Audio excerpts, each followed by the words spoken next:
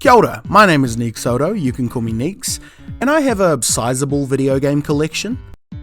I bought all of these over the course of 4 years or so. I've been very irresponsible with my money, and I've noticed something about my behaviour. I tend to enjoy talking about games just as much as, if not more, than actually playing them. It's an unhealthy mindset, I know, but since I've burned all bridges with my friends and family, I thought I'd force my video game discussions on you. Whoever you are, hi! Let's talk about video game generations.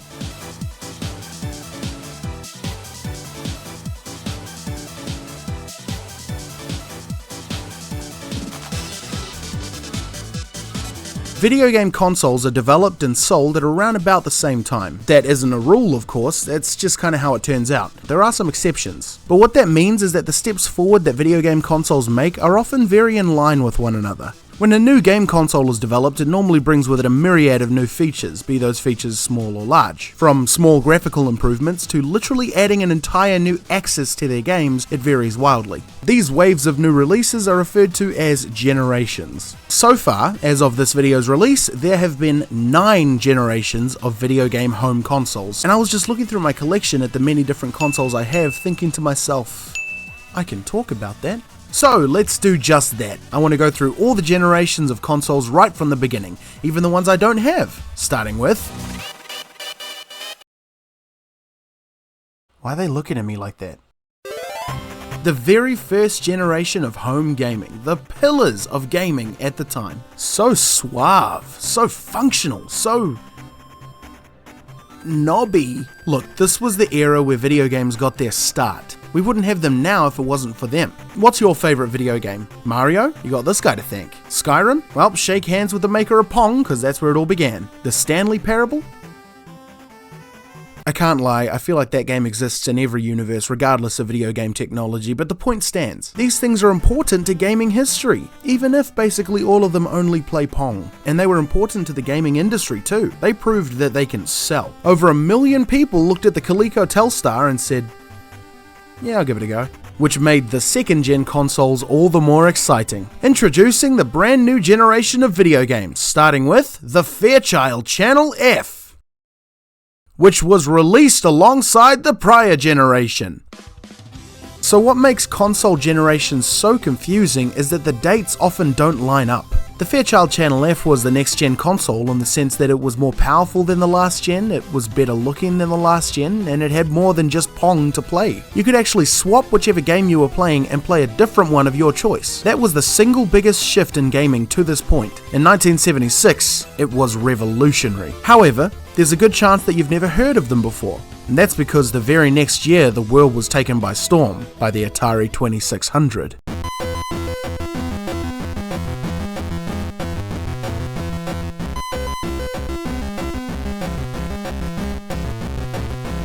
This generation of video game content was explosive. The Atari quickly became the #1 selling console of all time, having sold 30 million units. I didn't even realize there were that many people around in 1976. This was still an industry in its infancy. The impact was obvious, and people were ready to buy some more. So naturally, the gaming industry created more and more things to sell. More consoles, more games, new controllers. Make this one with joysticks, this one without. We'll give this one a number pad, who cares? People will buy it regardless. We'll make games about everything. Action, adventure, missile defense, paper delivery. This one's called Secret Quest. That sounds intriguing. Someone will buy it, I'm sure. What's this? Dig Dug? Everyone loves Dig Dug. Package it, ship it, then make more. What else? What else? Pac-Man on the Atari 2600. Imagine it. And E.T. We'll make an E.T. game. Yes! Atari forever!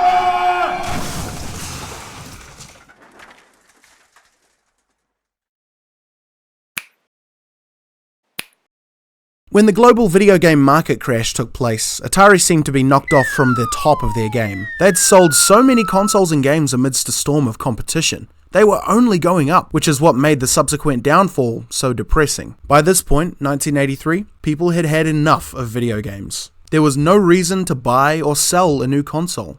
Ever. Video games from then on would be nothing more than a pleasant memory. Until one day, one of the arcade video game companies took a chance. They had good standing with the average arcade goer and had a few games on some of the prior home consoles, so they gave it a go. They kicked off the third generation and created their very first home console, the Nintendo Entertainment System. The Nintendo Entertainment System, mostly known as the NES, is the exact image of video games. When someone thinks of video games, this is the first image that pops into their mind. This console basically rised up from the ashes of a market crash and said, "This is fun, we promise." And you know what? They weren't lying. Many of the games of this generation became legacy titles that are still adored by gamers to this day. And because Nintendo looked over every single game that was released to their console, the NES had gained a reputation of quality over quantity. It swiftly beat out the Atari 2600 and the 5200 sales-wise, crowning Nintendo as the king of video games. Sega, who was another arcade cabinet game designer, also hopped in during this generation with the Sega Master System. Sega would also become a beloved company that's still operating to this day, but make sure to watch them closely because Sega will shortly become the Meg Griffin of the console industry. The third generation, I think, is the single most important era of home gaming. It set a new standard for the industry to create the best possible content at a good price. The Master System and the NES are still revered by some as the best consoles ever made. Those people are living in denial, but I can see where they're coming from. This was the best the gaming industry had to offer, and it was only going up from here, because the next gen consoles were right around the corner. Hi, this is Neeks. I've just finished recording. And I wanted to check if you're subscribed. You should subscribe. It's a good thing to do. I want you to please subscribe. In 1988, Sega released the Genesis, the first home console that actually mattered to showcase 16-bit hardware. How cool! Moving on, Nintendo released their 16-bit console 2 years later, bringing with it some of the best games anyone had ever played. Look at these graphics. They are literally twice as good as the NES and the Master Systems. Look at Samus. Look at that clear, crisp lady. Ooh, how pretty. This generation of video games, while still great, brought little more to the table than nicer graphics and bigger games. In the end, Nintendo moved 49 million units, while Sega sold 30 million. However, people didn't really get the reasoning behind buying a brand new game console. I already have an NES that works perfectly. Why get an SNES? I mean, sure, it looks nicer, but I'm perfectly happy with my Mario Bros. I don't need them to look better, thank you. And the industry took that personally.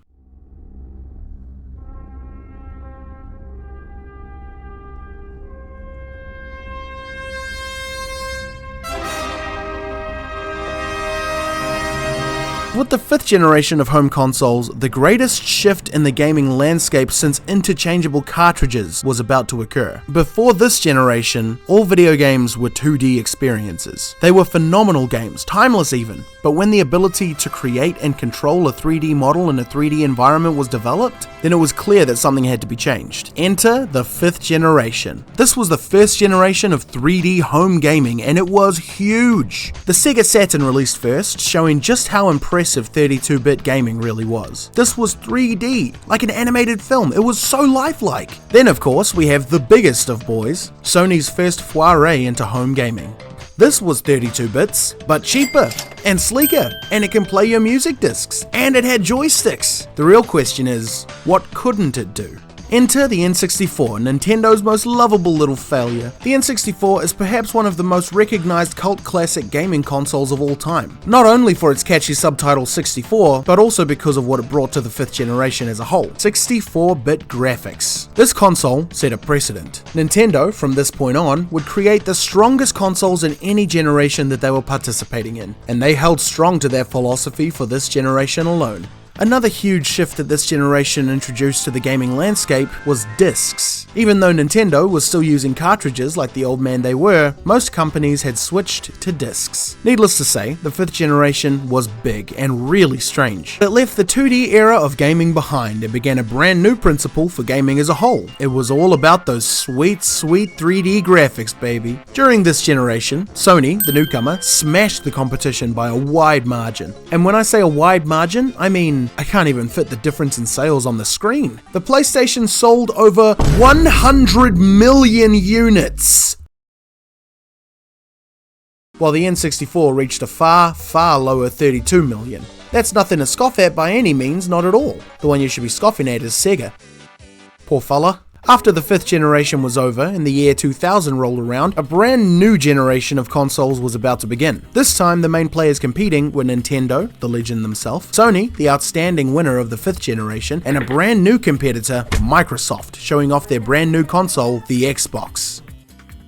Oh yeah, and Sega was somewhere nearby, I don't know. So, if you haven't noticed the pattern yet, each new generation seems to bring something brand new to the video game landscape. The 5th gen brought 3D gameplay, the 3rd brought 8-bit graphics, and the 2nd brought interchangeable games. So with all that in mind, I personally am watching very closely to see what kind of advancements the 5th gen would bring to the table. Well, they didn't add yet another dimension to play with, they didn't create any brand new controller types for new advanced gameplay, they didn't completely shift the way that games are stored and kept. They did something that would set the standard for this point on. Everyone in this generation tried to follow Nintendo's principle that was set in the 5th generation. Make the graphics better.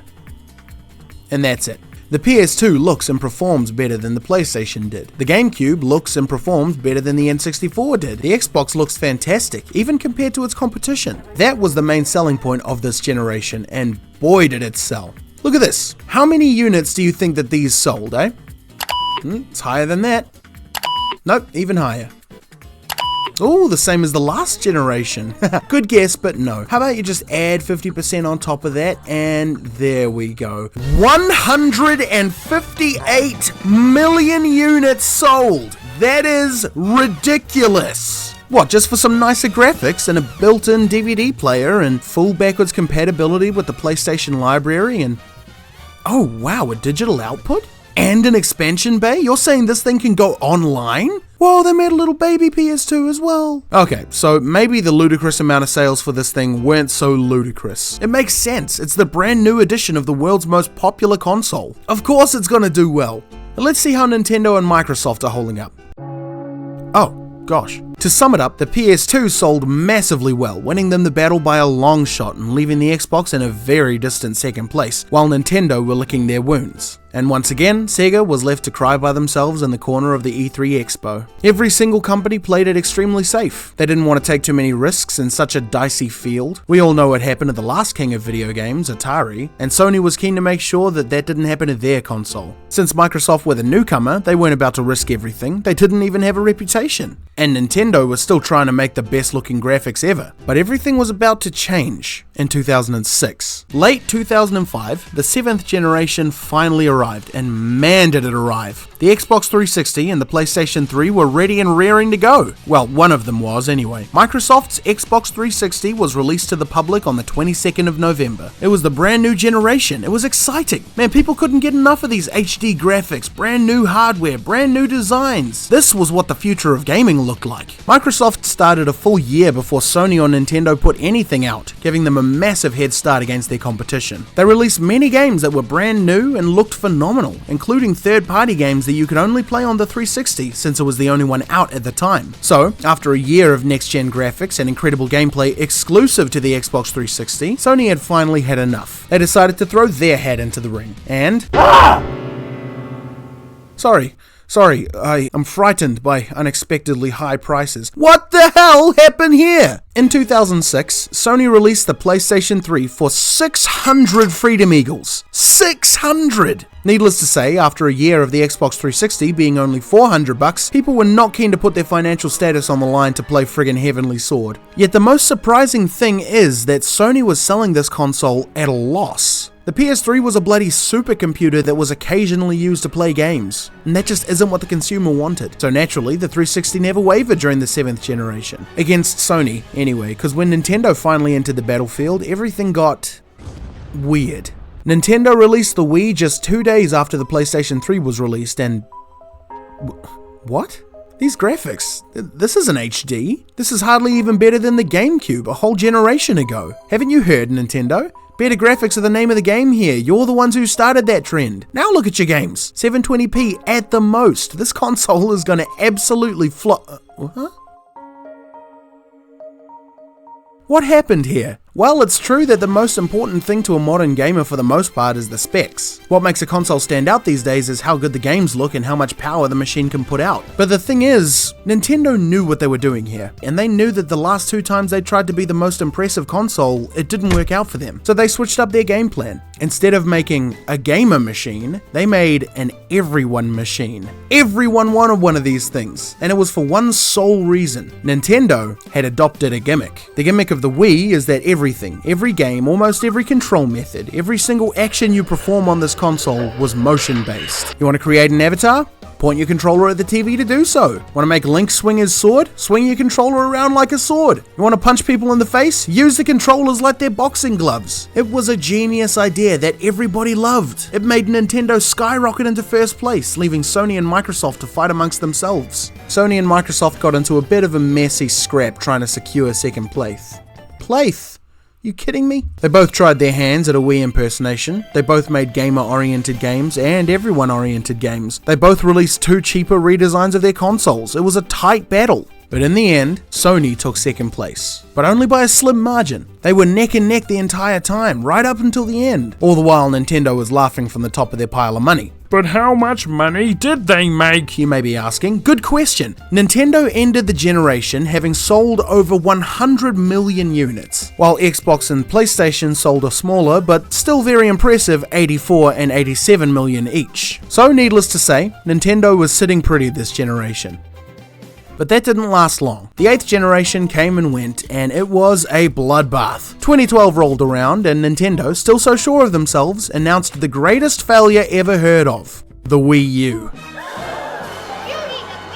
I know, calm down, don't be scared, it's alright, it can't hurt you now. Nintendo had tried and failed to catch that same lightning that they'd caught with the Wii. They would once again go for a gimmick. This time, the gimmick is another screen. Bloody fantastic, Nintendo. Well done, mate. Not so cute the second time, Nintendo. Get your act together. That console failed hard, having not even sold 14 million units. Most people at the time thought that the Wii U was just an add-on for the Wii, a weird accessory that no one wanted. But it turns out it was actually a weird console that no one wanted. The Xbox One did far better, selling 50 million, but man, this is just sad. The legend and the rookie once again bowing to the middle brother, Sony. The 8th generation was basically a mirror of the 6th generation. If you remember, Nintendo came in a very distant last place. Microsoft came second, but both were heavily overshadowed by Sony, who towered over them with a massive lead in sales. The battle of the 8th gen was no different. The PS4 sold 141 million units. That's almost rivaling the PS2, the best-selling console ever. That's ridiculous. At this point, Sony had created the best-selling consoles of their respective generations 3 times now, and with that achievement, they easily won what I can't even call a battle of the 8th generation. Sony was king.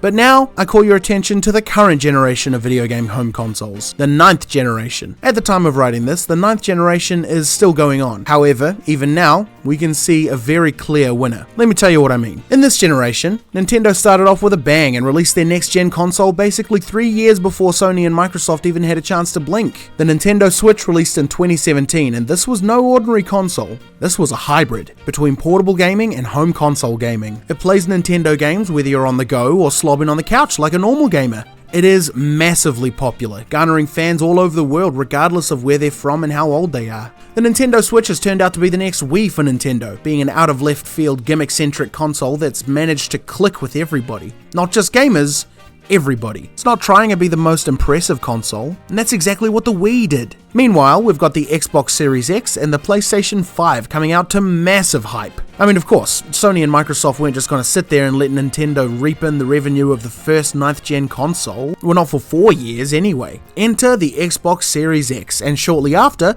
the PlayStation 5. Microsoft and Sony's massive new consoles, and I mean massive. These things are huge, and they would have to be. This was the first console released capable of outputting 8K graphics. Remember when I said way back when that the mark of the next generation was the better looking graphics?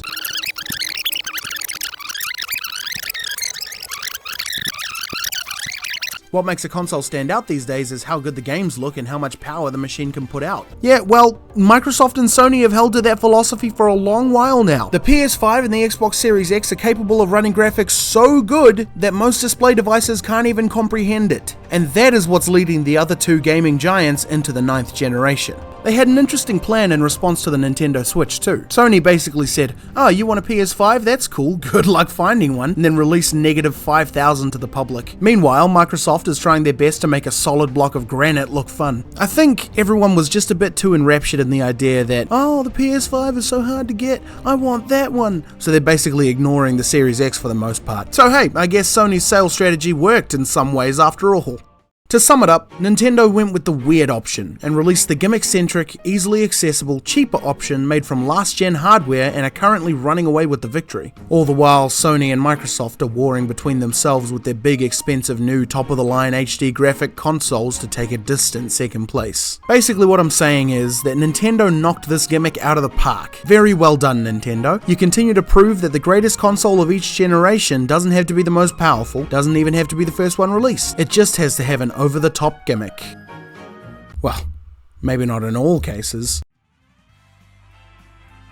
Hey, so that was a brief history of all the console generations from 1 to 9. And when I say brief, I mean so brief that we have literally an entire other genre of console yet to cover. But I don't want to talk anymore.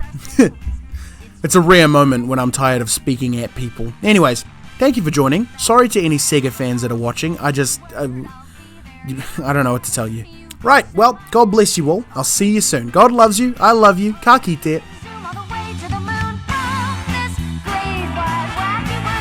Jump with me, girl.